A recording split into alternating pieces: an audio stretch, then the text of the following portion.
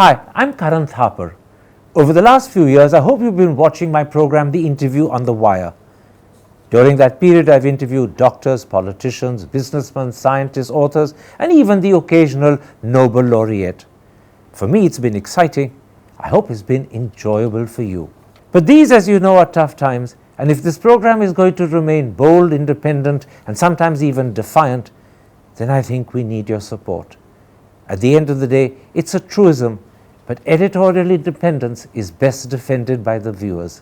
So if you would like this program to remain the way it is, forthright, outspoken, and interesting, then would you consider supporting us? All you have to do is to click on the description at the bottom.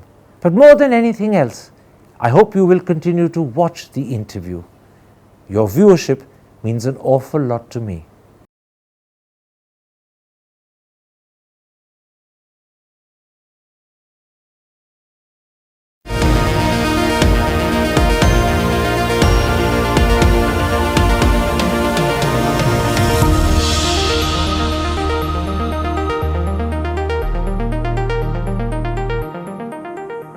Hello and welcome to a special interview for The Wire. Is there an inconsistency, perhaps even a contradiction, at the heart of India's position on the Ukraine?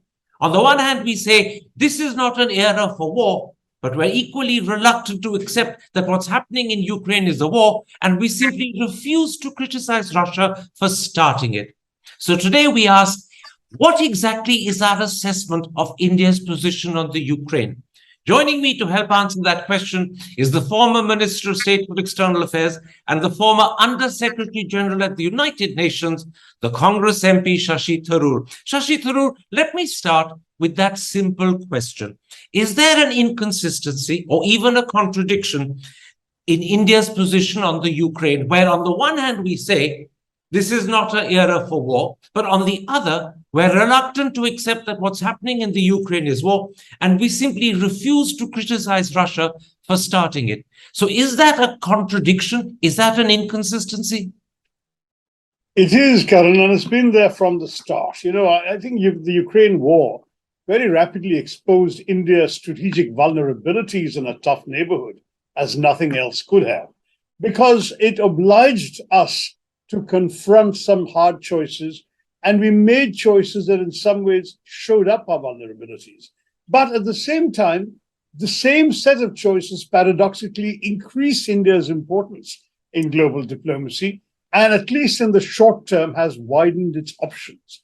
But have we actually gained in terms of room for maneuver, or have we merely compromised our principles with very little to show for it? Have we been expedient in terms of things like being able to import oil cheaper than others can from the Russians, which we are doing? These are questions on which there are no simple answers. I felt, and I said in Parliament during the debate on Ukraine, that our initial position at the UN was little short of shameful, because we were conspicuously unwilling to use the word war or invasion. We did not say anything about sovereignty, state sovereignty, something we've always upheld since the day of our independence. We did not condemn Russia's violation of internationally recognized borders, and we never said a word about the inadmissibility of the use of force to settle international disputes, which has been an absolute credo of ours going back to Gandhiji and Nehru. So in many ways, in our very first few reactions at the United Nations, we seem to be betraying everything we had stood for in the previous 70 years. Now, since then, we've dialed back a lot. We did subsequently assert these principles without curiously ever mentioning Russia or invasion or war. And then we have indeed had the famous statement by the Prime Minister at Samarkand that this is not an era for war. And India has more or less conveyed, at least in briefings to people, that it thinks that it has put itself in a position where it can actually be a force for peace, except that perhaps neither side at the moment is in a mood for peace. Now, given all of this, the Indian establishment has been patting itself on the back saying, see, we maneuvered our position very cleverly. We have not antagonized either side. Both sides like us. We are viable in both places, and therefore self-congratulations. I wonder, because, there are countries which have actually played a constructive role in peacemaking, that have been a little more forthright on these issues than we have been. Let me Turkey stop you comes- there, because you said an awful lot, and I think it's important for the audience to unpick some of the things you said and examine Sure. them more closely. As you pointed Sure. out, the world's perception of India's position changed in our favor with that statement made by the Prime Minister in Samarkand that this is not an era of war. The problem is, if you genuinely believe it's not an era of war, then it is surely inconsistent, if not contradictory, to continue to be reluctant to call what's happening in Ukraine a war. Our foreign minister prefers to use the phrase conflict and crisis very, very infrequently, and only in off-the-cuff remarks does he use the word war. In all our structured statements, it's conflict or crisis that we prefer. And secondly, if you refuse to criticize Russia for starting a war, then what is people to make? What are people to make of your original position that this is not an era for war? I mean, clearly Russia is undermining what you're saying, and yet you're not critical of it. That inherent contradiction has, in a sense, been shown up after Samarkand. Very true. I mean, at the same time, everyone understands, I think, what our constraints are. We've been dependent on the Russians for some time for military equipment and spares for the equipment we've already got over the years. We've also been, frankly, grateful to the Russians for their consistent support of us in matters like Kashmir and the Security Council. We felt that it was reasonable that the Russians expect something in return from us when they needed it, and so on. I think this is the kind of thing, the kind of constraint that the West has been obliged to understand. On the other hand, we have somehow seem to lack the courage of our convictions. Every time we express adherence to these principles in other contexts, people are going to remind us that we forgot these principles when it involved Russia. The other consideration that when I spoke about India's strategic vulnerabilities, it's not just our dependence on Russia for vital defense equipment and for political support on other issues. What worries me is we are vulnerable now in terms of our need for a country like Russia, which is becoming more and more, thanks to its folly, thanks to its war, a junior partner of China, our biggest adversary. So we are now in a position where we have locked ourselves into a corner that is less and less favorable for our strategic posture. I don't expect Russia to support us against China if we're in a conflict anymore, because they need the Chinese far more than they need us.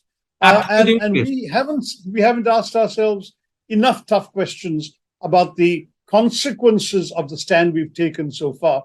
It's been an expedient stand. I agree we've not suffered in the short term, but how long is it sustainable? Because other actors could find their positions changing in the world in terms of other, the Ukraine. Let me stop you again. I want to pick up on what you said in the middle of that answer. You said, increasingly, it seems to people that we lack the courage of our convictions.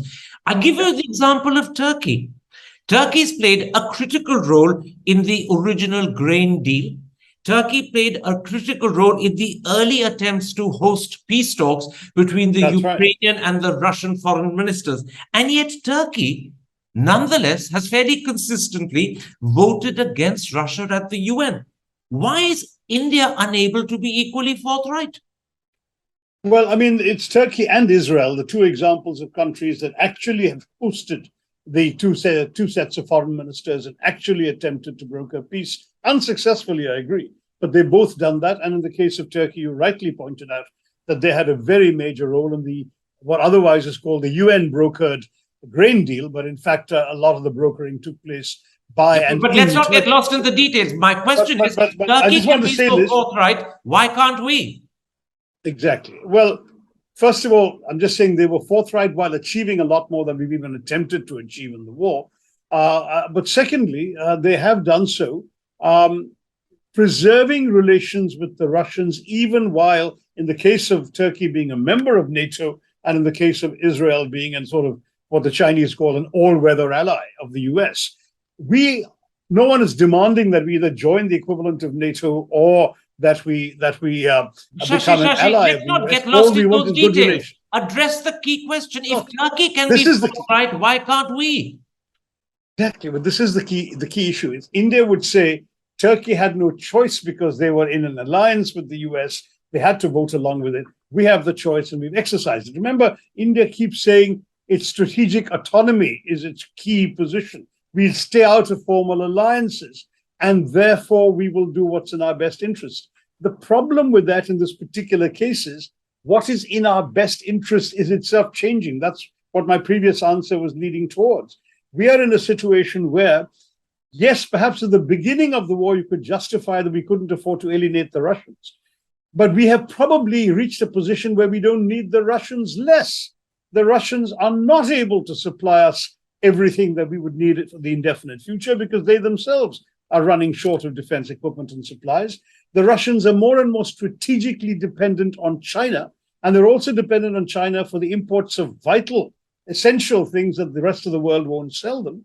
And in these circumstances, we may actually have to reconsider our strategic orientation and strengthen our special partnership with others. So, but then, Dr. Tharoor, you're making an even more serious criticism. You began by saying we lack the courage of our convictions, but now you're fairly convincingly arguing we also have been unable to perceive that our interests have changed. And in the light of our changing interests, we can afford to be more forthright and critical. Precisely. Just a few days ago, there was a vote in the General Assembly on which we abstained along with China, whereas 5 times as many countries voted because it was a fairly safe resolution, didn't call for sanctions or punishment of any of the parties, but called for an end to the war and for a withdrawal of the invading troops. I mean, this is something which really would have been motherhood and apple pie to India if it didn't involve Russia, and yet we chose to abstain. Increasingly, that makes us look as a country that's either excessively cynical, that we're doing all this to preserve our oil and gas supplies from Russia, or that essentially has abandoned its principles. Now, I don't know which of the two is worse for us, but neither sounds very good. In fact, let me explain to the audience why that vote that happened in the UN General Assembly on Thursday shows up India in a very awkward light. It called for, and I'm quoting from the resolution, a comprehensive, just and lasting peace in Ukraine in line with the principles of the Charter of the United Nations. Now, that is something India is clearly and unequivocally committed to. And as you pointed out, the resolution did not criticize Russia. It did not call for sanctions. And yet, even though this was asserting and affirming something we firmly believe in, we chose to abstain. You're absolutely right. And when you draw the conclusion that India will either look excessively cynical or worse, it will look as if it's essentially abandoned its principles, neither of those are outcomes that we should welcome. Because if we want a position on the high table which we seek, this is undermining our claim. That's right. And I must say that, I can tell you the positive side of the Indian position.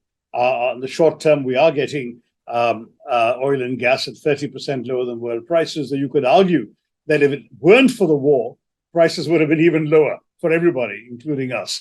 But the Russian invasion did drive up prices of oil and gas, and we're getting a discount on a higher price.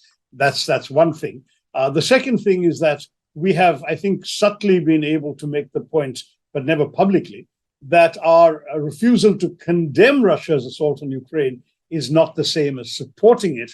And we have at no stage endorsed the Russian. That is playing with words, surely. I agree, but I'm just explaining that it's in that context that you've got to see the Prime Minister's comment about not an era for war. We're saying, look, don't let this war be sustained. And I suspect that if we continue by that logic, our next thing is going to be to start blaming both sides even-handedly for the continuation of the war. Because privately, again, Indian diplomats say, well, listen, we would love to try and make peace, but neither side is ready for it. It's no longer the Russians are not ready for it. It's neither side is ready for it. And that is actually arguably true. I think the Ukrainians have been involved. We are talking ourselves into believing that we could be credible peacemakers. Maybe to flatter us, a few Western countries would say publicly that they would welcome any Indian effort towards peace.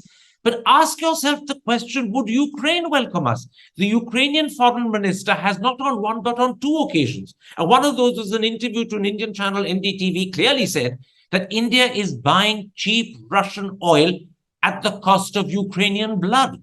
that is not a position from which he will believe that India is even-handed and is going to play fair. And let's be honest, Right.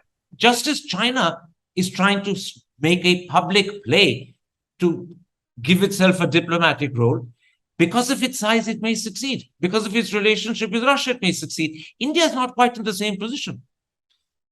No, look, I mean, the Ukrainian ambassador was trying to lobby for No, India not the to take ambassador, the foreign minister.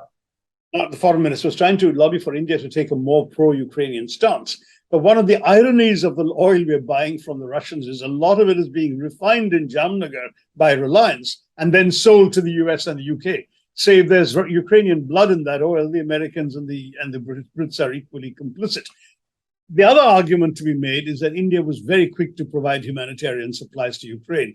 I think one of the first airlifts, and 90 tons of relief materials, was flown to that beleaguered country by India. So I would argue that we have tried to play both sides. I'm not saying that what we did was remotely enough, but we have not acted indifferent to Ukrainian suffering. Let's at this And moment. as an Indian, I do want to be completely fair-minded on both these things. I do believe.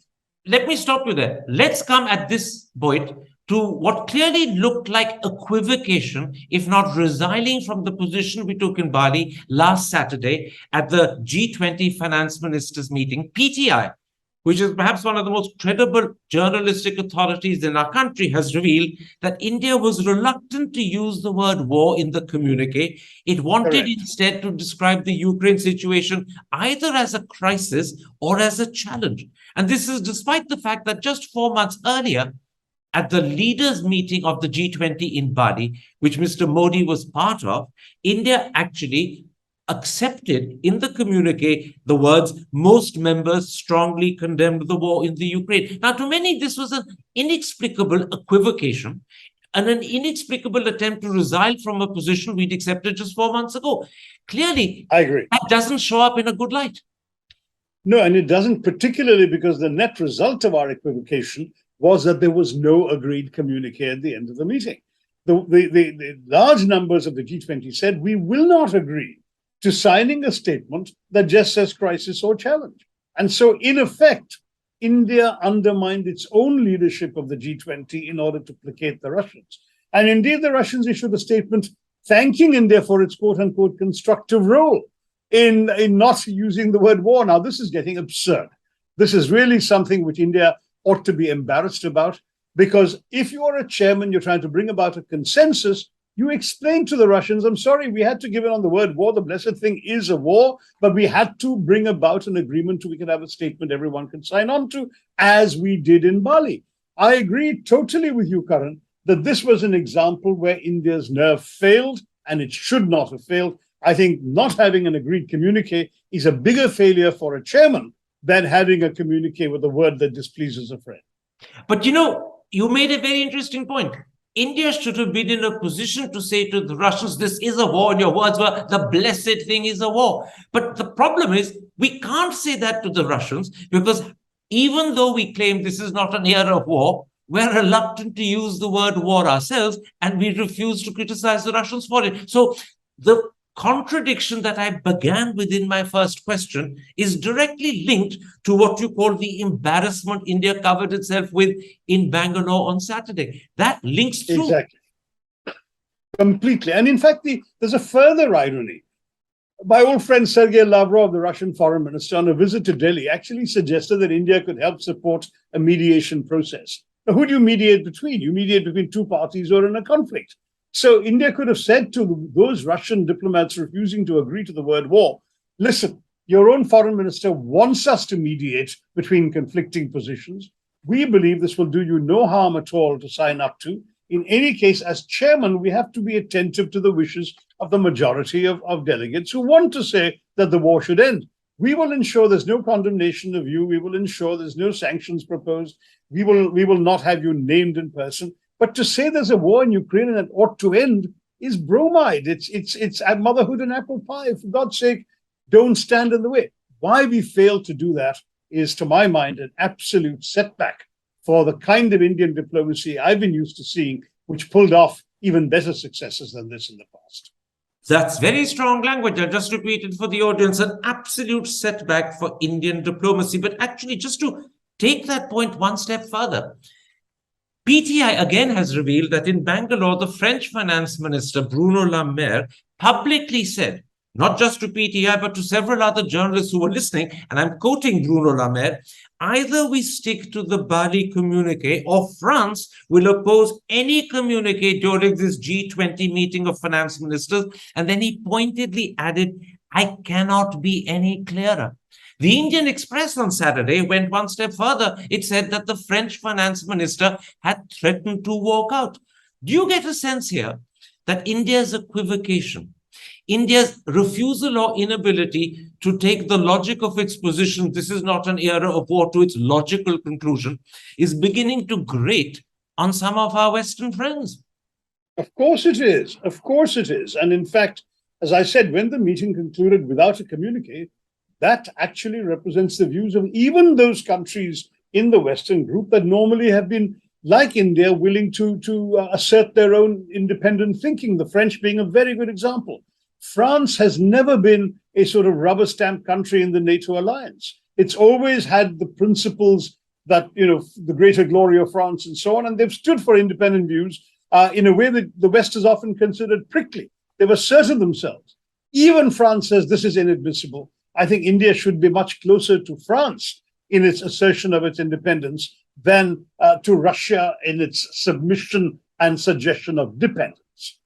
In your first answer, you talked about how even though there was an embarrassing inconsistency, if not contradiction, in our Ukraine position, nonetheless, we fairly deftly walked a tightrope between the Western position and the Russian position, and both sides up till now have understood why and what our compulsions are. But actually, the audience listening to your answers, and in particular, when you say that India has embarrassed itself in Bangalore, this is an absolute setback for Indian diplomacy. We're emerging, and again, I'm quoting you, excessively cynical or as if we've abandoned our essential positions. The view also holds that we haven't handled ourselves adroitly. We've opened up too many question marks about our position. And at the end of the day, those are question marks that people will remember when we say we deserve to be on the high table. Their feeling will be, you may deserve to be high table because you're a big country, but you're not a country that's clear in its thinking, and you certainly lack the courage of your convictions. And that's damaging, isn't it? So there is a downside here too.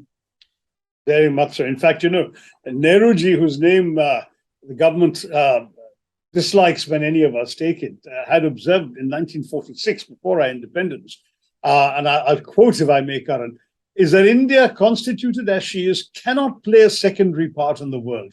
She will either count for a great deal or not count at all.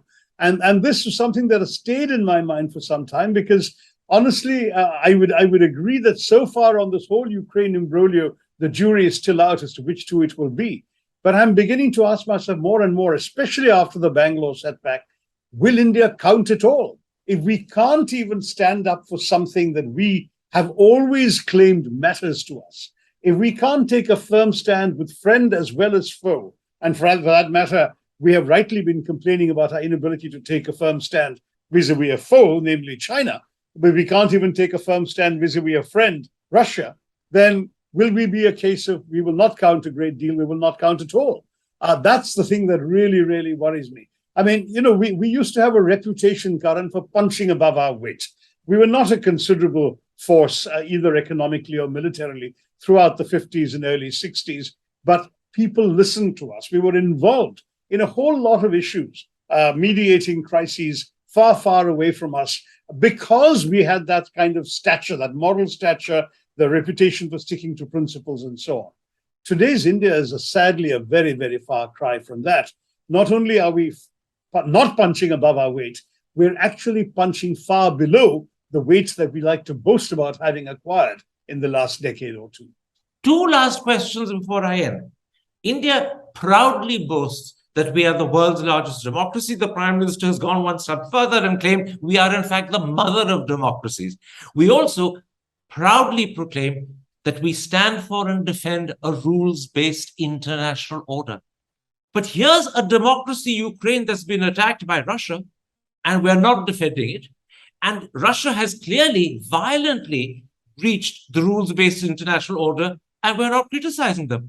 So surely on both those counts, which are critical to our self-image, we're undermining ourselves.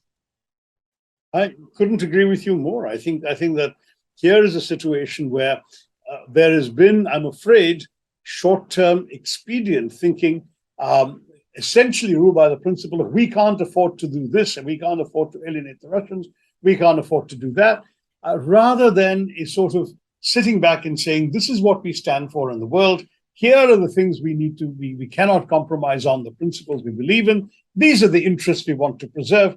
How do we do this in such a way that we win the respect of both sides? Currently, I think we have managed to not antagonize fully the West, but we have been surprisingly submissive to the Russians. And we have, of course, been even humiliatingly quiet and meek vis-a-vis the Chinese. This is not where I think most Indians want to see India in its posture in the world today. And I think it's high time that the government came in and had a frank conversation with opposition parties and with opposition MPs, spoke in Parliament, took the nation into confidence about how it sees its role. They're very good at publicity, propaganda, and PR, and they've managed to persuade their supporters that they've done something brilliant and adroit in handling the Ukraine war. I think when you look at these specific issues that you have raised, Karan, the answer looks very different indeed. One last question. Is there a danger, and I'm looking down the road, that our refusal to call what's happening a war, our refusal to criticize Russia, not just for starting it, but for invading a sovereign country, could actually one day backfire on us? Because if there is a Chinese invasion, which happened in 1962, and many people believe it happened again in 2020, a lot of the countries of the world may not want to offend China because it's such a powerful country. They have such strong trading relations. They may use the Indian precedent and not call it an invasion, not call it a war. And then we will have set a precedent by which we will have ended up suffering because we'll be hoisted by our own petard. I couldn't have put it better. There's certainly a risk of that. Of course, diplomats will probably tell you that they're going to do everything possible to prevent that from happening, but of course it could happen. And certainly the Chinese designs on several points along the LAC, and in particular, I think their unconcealed desire to have Taiwan is in every way is a portent for one day when they might indeed try and take territory that's currently Indian by force. And when that happens, it may be very difficult to drum up support and sympathy from the very countries who are feeling let down about our choice of vocabulary, as well as our lack of principle and firmness on taking positions that could actually, I think, have upheld India's own interests while at the same time upholding the principles we've always stood for.